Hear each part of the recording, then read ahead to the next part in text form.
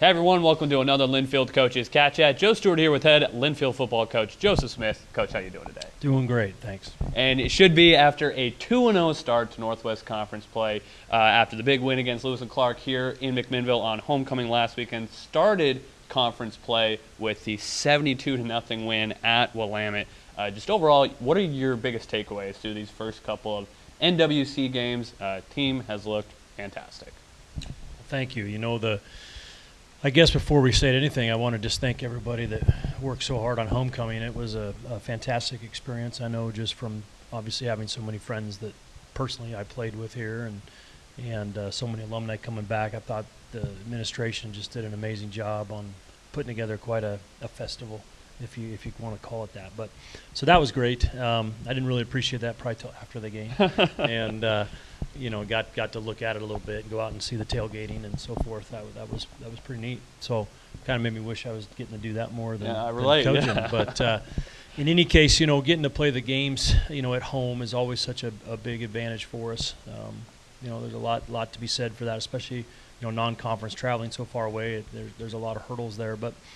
So nice thing about Northwest Conference play is that everything's just easier in terms of logistics, even if you are on the road, and the familiarity is so high. So I think that's a big change for the coaching staff and the players too. But I feel like we've had a good season, and we've had a good start. And the thing I like the most is we're getting better. And some of the areas that we know we needed to address are slowly getting addressed, and we're improving in really just about every way. So I liked how we played on Saturday. It was a good game, and Lewis and Clark came in and did a few novel things and got a good start on their end, and certainly that turnover early was, I thought, pivotal in terms of giving them a lead, which was unusual, and then we had to battle back and score a bunch of unanswered points, which I liked. But it was a great start, and I'm pleased with where we are. Defensively, that group continues to look like one of the best in the country this year. They were tested early, though, against the Piles, as you mentioned. Lewis and Clark came out, did some pretty creative stuff, and in fact, you guys were down 14-13 at the end of the first quarter, some place where the team is not used to being. But the rest of the way, the defense allowed just 82 yards of offense after giving up those 2 touchdowns in the first. What did you like out of that group specifically, and just how they've continued to kind of bring the heat every game, no matter who their opponent has been? No, they really have. And, I think it's, I guess one thing that, not to put too much into it, but it's nice when on defense that your offense is doing well, so I don't think there was ever any real angst. I would like to see how we respond when they're worried that, they can't give up anything. Those are the kind of games that I really want to see our defense tested in. But I thought they handled things well in terms of just adjusting to some of the RPO and some of the schematics that Lewis and Clark presented, and hats off to them. They did some nice things that first couple of drives, I guess really drive 2, but and then our coaching staff does a great job of locking in. Coach Vaughn's an exceptional coach, and he and Coach Fendel and Nick and Mr. Lyons were able to take away what they were doing well and change some of the run fits a little bit to negate some of those run plays that were hurting us early. And as you mentioned, the defensive line is just playing so dominantly it's just an advantage that we have against most teams. And I don't know that we'll see an offensive line until, if we're fortunate enough to make the playoffs, until that is going to be able to negate them, which is what we got to work on. We always got to work on for that team that is able to negate those guys, so that we have to run fit cleanly and not have 2 guys in a gap per se, et cetera. So. Yeah, Nick Severson and Alex Frazier-Dow, your 2 starting defensive tackles, both fifth-year seniors, both very talented. They've been terrific all year. Alex with another 3 tackles for loss against Lewis and Clark. Obviously, Severson has been a big impact player throughout his career at this point. What specifically about those guys do they do that creates so much disruption in the middle of the offense? Well, they're big, strong, and fast, and that's a very good combination. So not only are they strong, but they're powerful, and there's a difference there. But and then furthermore, they're 5th-year seniors, so they've played an exceptionally long time. Therefore, they're veteran, and they're hard to fool. They've been there, done that. They have the tricks of the trade. They are getting close to mastering their trade, so to speak, and a goal of ours. And so I think they're very difficult to block. One-on-one, they're very challenging. And then More so, they just are used to seeing, different combinations, and they react quicker than a new player would. So, and then they have differing styles that I think complement each other well. Severson is so powerful and soaks up double teams, and Frage really is pretty good on the move. He makes a lot of plays in the backfield because of his great pursuit and his movement. So they're fun to watch, and those two together are a wrecking machine. They really are. They're quite damaging. Switching gears to the offense, a new season high in total offense against the Pioneers, and Blake Eaton had one of the best statistical games of his career. That first half in particular was pretty phenomenal. He ends up putting up the second most passing yards in his career, most since actually his first career start. Also, highest single game completion rate since his freshman year. What are you seeing out of Blake right now that's allowing him to lead this offense at such a high level the last few weeks?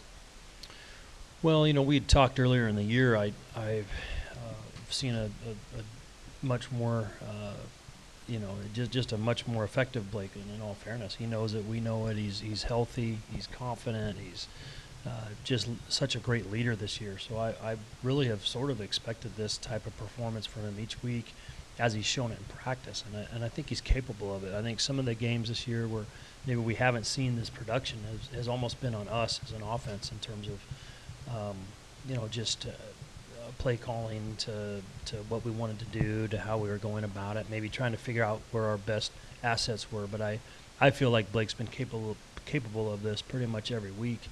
If we give him a good pocket and our receivers get space, he's going to deliver the ball. He's playing at an exceptionally high level. So, I really do think that's the type of game that we can expect from him if we need to throw it, and if we're not going to lean heavy on the run game. So I was really proud of him.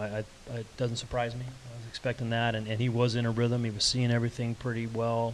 He was on the money with his deep balls, which, as we'd mentioned, was something that he really wanted to improve upon the previous 2 years. And as early in his freshman year, he was kind of not worried about things, and he was letting it rip, and he was hitting the deep balls. And then, now he's back to that. So I'm really proud of him, and he's playing at a great level. And you guys did run the ball well, though, to complement it. 190 yards of on the ground. And you got senior running back Aaron Martinez back these last couple of games. Of course, we all remember hurt on really his first touch of the season there. Was pretty unfortunate. In the last 2 games, he's added 162 total yards and 2 touchdowns on just 16 touches. What does he do that brings that? What kind of element does he bring to this offense now that he's back in, and just the additions that he's brought to the table? Yeah, great question. I think the number one thing that Aaron does is he typically doesn't have loss of yardage plays. So most of his plays are always productive because of his strength and his patience and his vision. So again, that experience that he has allows him to get those consistent gains, and therefore even if it's a quote bad play, it's 2nd and 7. It's not 2nd and 10, and there's such a big difference with that. So. And then the added bonus is his ability to break some plays. He has a lot more explosive plays than you would think, just based on his traditional power style of running that he has. And he's a great receiver out of the backfield. He's got very fine hands, so he's a wonderful weapon to hit checkdowns too, which of course we did in the game, and he made him pay for it. So looking ahead to this matchup with George Fox, they're coming in 3-2, 1-1 in conference play. They just put up a season high of points against Puget Sound after they had the comeback effort fall short in the conference opener against Lewis and Clark. Just tell us what you've seen out of the Bruins this year, and what Chris Casey's group is going to be bringing to the table this weekend. Well, Coach Casey is just a wonderful coach. I mean, he's very experienced. He's very talented, and I have great respect for him. So I got my first really coaching under him, so I owe a lot to Coach Case, and always will hold him in high regard. So I know his team will be prepared. I know they're going to play hard, and they'll be pretty tough-minded. I think that's I'm giving him a great compliment now, but I normally don't. but that's just the facts. That's reality, and he runs a good discipline program. So that's what we'll expect is they'll do what they do, and they'll try to do it very well. On defense will be sound. They'll hit their gaps. They'll run fit them well, and their offense is what's maybe not as strong as it's been in the past, and they're trying to figure out their best ways to move the ball, etc. So I would expect a running attack and trying to hit play action off of that, etc. But well-coached team, and it should be a good battle.